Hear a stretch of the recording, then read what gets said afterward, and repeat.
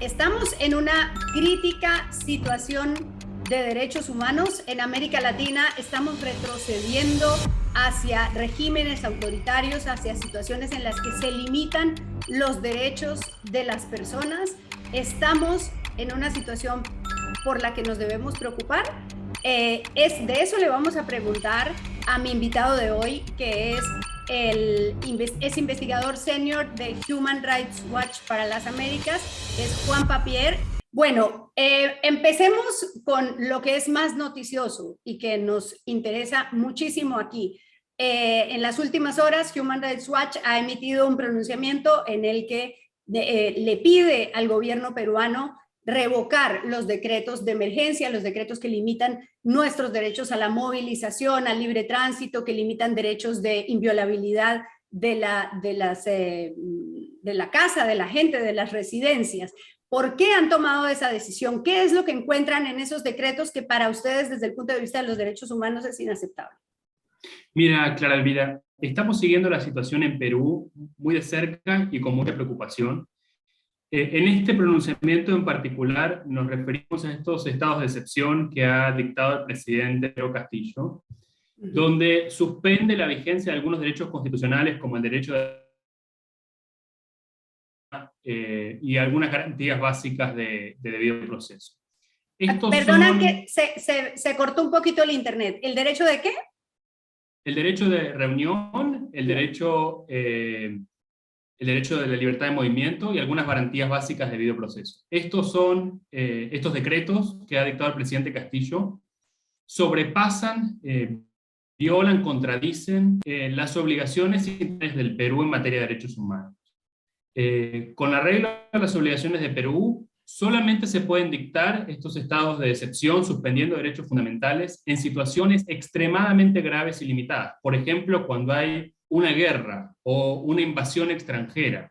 Ese es el tipo de ejemplos donde se puede dictar estas medidas. Aquí, en cambio, estamos simplemente ante un paro de transportistas. Puede ser que haya algunas situaciones de violencia vinculadas con este paro de transportistas, pero nada justifican estas medidas desproporcionadas que se han tomado, que suspenden derechos fundamentales de los peruanos y abren la puerta a potenciales atropellos contra la población. Ajá, en el pronunciamiento de Human Rights Watch, ustedes utilizan esa palabra que usted ha utilizado ahora, desproporcionada. ¿Qué sería proporcional ante a una situación como esta, con bloqueos de carreteras? ¿Qué es para ustedes proporcional?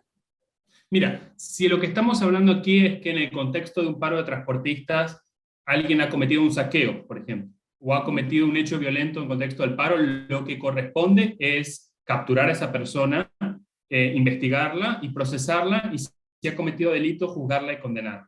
Aquí hay que hacer esfuerzos grandes por limitar el uso de la fuerza específicamente contra las personas que han cometido potenciales delitos, y no hacer una suspensión de derechos generalizada que afecta a buena parte de la población del Perú, tengan o no que ver con estos incidentes específicos de violencia que han ocurrido en el país. También concretamente hablaron ustedes de esa norma que nos encerró a todos los que vivimos en Lima durante un día. ¿Eso es evidencia de la desproporción? Eso es claramente desproporcionado. Es una restricción generalizada y abusiva que impuso el presidente Castillo en su momento, que afectó a cerca de 12 millones de peruanos por un hecho concreto de un paro de transportistas que estaba ocurriendo en una zona particular del Perú. Es una medida que no era Lima, sino Huancayo, además. Exacto.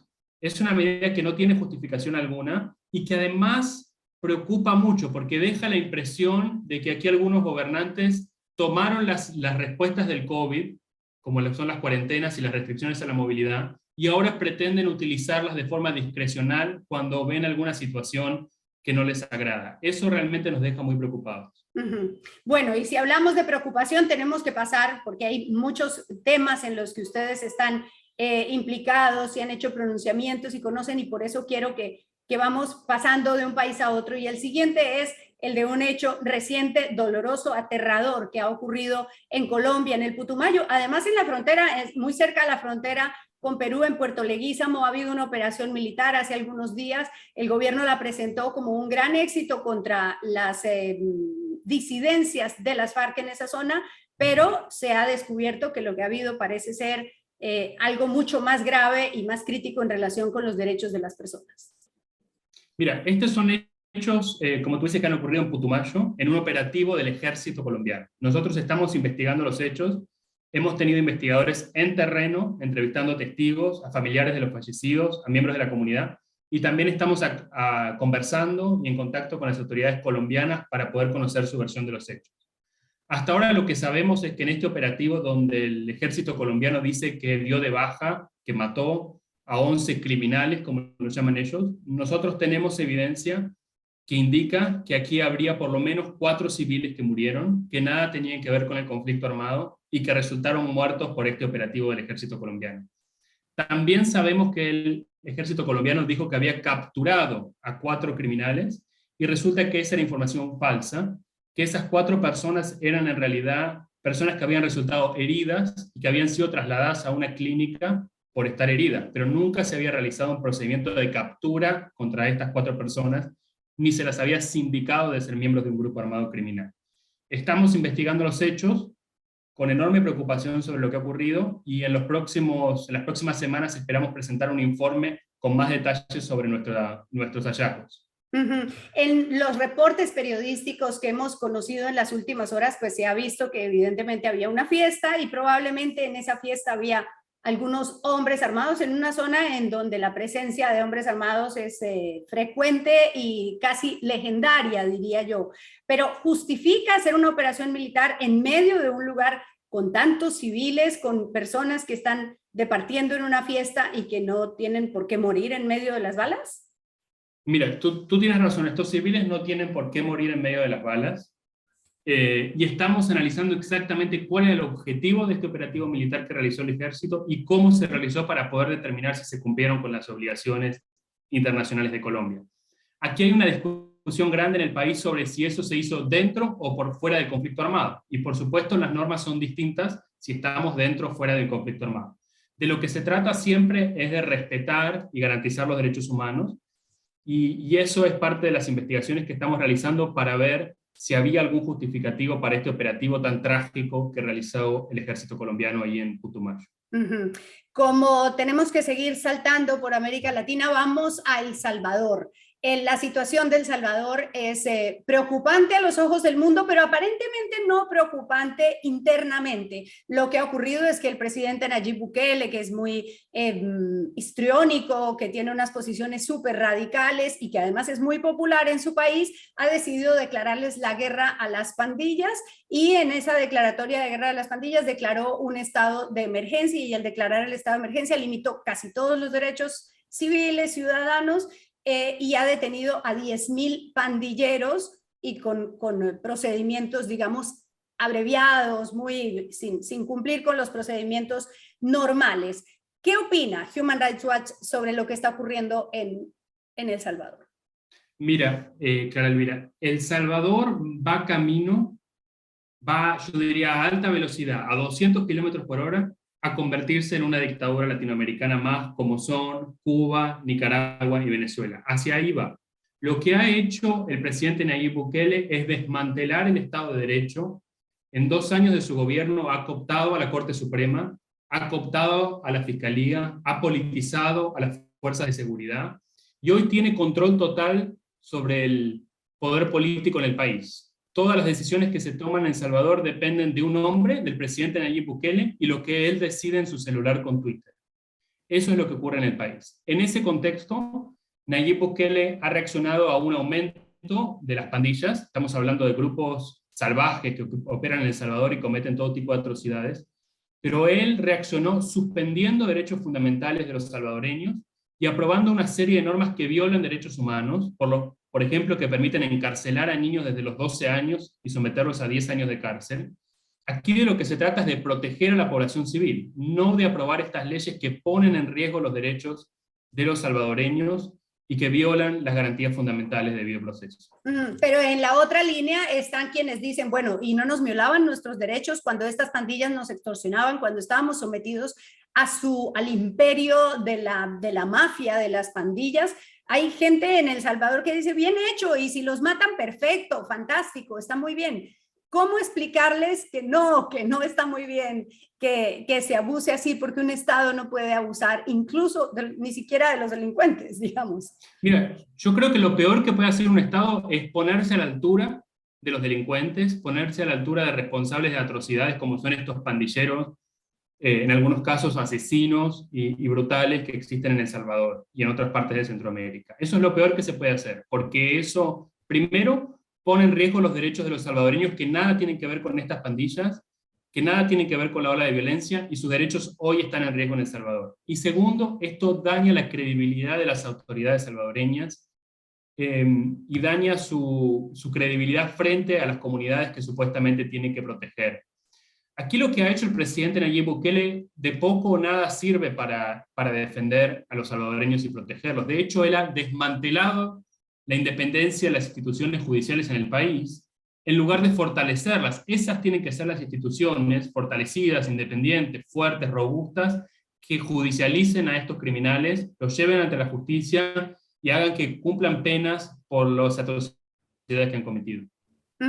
Bueno, y si hablamos de dictadura, ya podríamos pasar a Nicaragua. ¿Es Nicaragua hoy una dictadura, este régimen con elecciones en noviembre del año pasado, pero unas elecciones en las que encarcelaron a 7 precandidatos presidenciales, a quienes ya condenaron a todos? ¿Qué está pasando en Nicaragua y por qué es que no se puede hacer nada? Mira, Nicaragua es una dictadura que viola sistemáticamente los derechos humanos.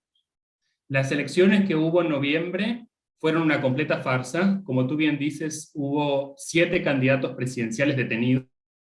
Hoy todos ellos han sido condenados a largas penas de prisión por delitos absurdos, como es la conspiración para atentar contra la integridad territorial de Nicaragua, con procesos que violaron todas sus garantías básicas de debido proceso, ¿no? Y estamos ante un régimen brutal, el de Daniel Ortega y su esposa Rosario Murillo, que ataca, que intimida, que amenaza, que arresta a cualquiera que haga cualquier tipo de crítica al régimen. Tanto así que estamos ante un gobierno que expulsó al representante del Papa Francisco, nada menos del país, sí, y que también ha expulsado al director del Comité Internacional de la Cruz Roja. Yo no conozco gobiernos en América Latina que en años recientes se hayan animado a ir tan lejos como lo está haciendo este régimen brutal de Daniel Ortega. Sí, y realmente están diciendo que es que todos hacían parte de una conspiración internacional porque recibían, por ejemplo, las ONG que también han cerrado creo que 125 ONG porque reciben fondos del exterior. Entonces mi pregunta va a, no hay nada que hacer, no hay cómo hacer que la comunidad internacional provoque cambios en la situación de Nicaragua. Mira, yo creo que hay más por hacer. Como tú bien dices, han cerrado ONGs al punto tal que cierran organizaciones humanitarias. Claro. Estamos hablando de uno de los países más pobres de América Latina, que ha sufrido la pandemia, que ha sufrido huracanes, y estas son las organizaciones que le dan de comer o le dan agua a las comunidades, y ellos cierran estas organizaciones. De eso estamos hablando en el caso de Ortega. Pero hay más por hacer. Aquí lo que hace falta es una respuesta concertada de la comunidad internacional, de los Estados Unidos, de las Naciones Unidas y de la Unión Europea. Hay que imponer más presión para que el régimen de Daniel Ortega libere a los presos políticos, empezando por aquellos que están en grave situación de salud y cuyas vidas están en riesgo en prisión actualmente. Y hay que imponer también sanciones más firmes contra algunos responsables de estos hechos y encontrar palancas para seguir presionando este régimen. Una buena noticia recientemente es que el Consejo de Derechos Humanos de Naciones Unidas en Ginebra creó un grupo de expertos, un grupo destinado única y exclusivamente a investigar los abusos que están ocurriendo en Nicaragua. Eso es una buena señal en la dirección correcta para poder seguir poniendo presión al régimen de Ortega y seguir apoyando a las víctimas de las atrocidades que se cometen en Nicaragua. Y para cerrar, hablemos del decano, del violador de la violación de los derechos civiles y de las libertades, que es Cuba. Cuba hubo una protesta el año pasado en julio, hubo unas detenciones masivas y están condenando chicos, jóvenes, menores de edad, a penas larguísimas. Ni siquiera hay información clara sobre cuántos han sido condenados. ¿Qué está pasando en Cuba? Mira, en Cuba, como tú dices, la protesta del año pasado fue histórica. Fue la manifestación en contra del régimen, probablemente la más numerosa, la más masiva, desde la Revolución Cubana, nada menos. Y lo que ha hecho el régimen es sistemática y brutalmente castigar a quienes participaron de esta protesta, con la impresión, con la intención, parecería, de enviar un mensaje de que esa conducta está prohibida y que nunca más quieren ver una manifestación en contra del régimen como la que ocurrió el 11 de julio. Aquí hubo detenciones arbitrarias masivas de personas que ni siquiera estaban en las manifestaciones, personas que iban en camino a la manifestación y fueron capturadas para impedir que participaran. Hubo malos tratos en prisión, casos gravísimos incluso de amenazas de violencia sexual contra detenidos y de malos tratos y torturas. Hubo juicios completamente arbitrarios donde se los condena a hasta 30 años de prisión. Y lo que está haciendo el régimen también es obligar a algunos de los críticos en el país a exiliarse. Conocemos varios casos de periodistas y de artistas que han sido obligados por el régimen a salir del país. Les dicen explícitamente, si tú no te vas, te vamos a capturar, te tienes que ir del país. Y esas personas dicen, pero yo soy cubano y quiero vivir aquí. No nos importa, tú te tienes que ir del país. Eso viola todos los derechos fundamentales de las personas y es una práctica propia de una dictadura brutal como es la dictadura de Díaz-Canel en Cuba. Qué tristeza, qué paisaje tan desolador. Es un momento crítico para concluir, un momento crítico para los derechos humanos en América Latina. Sin duda. Nosotros en Human Rights Watch hemos monitoreado la situación, como organización hemos monitoreado la situación de derechos humanos en América Latina en los últimos 30 años. Y decimos con mucha tristeza y mucha preocupación que probablemente estemos en el peor momento para los derechos humanos en 30 años. El declive que se ha dado en la vigencia de las libertades fundamentales en el país, además del impacto que ha tenido la pandemia, de las crisis humanitarias que tenemos, de la crisis migratoria, realmente es una situación muy preocupante y de crisis para los derechos humanos en nuestra región. Bueno, pues la gente con conciencia tiene que trabajar en esto y ayudar a difundir el mensaje de que los autoritarios, los autócratas no deben pasar. Gracias.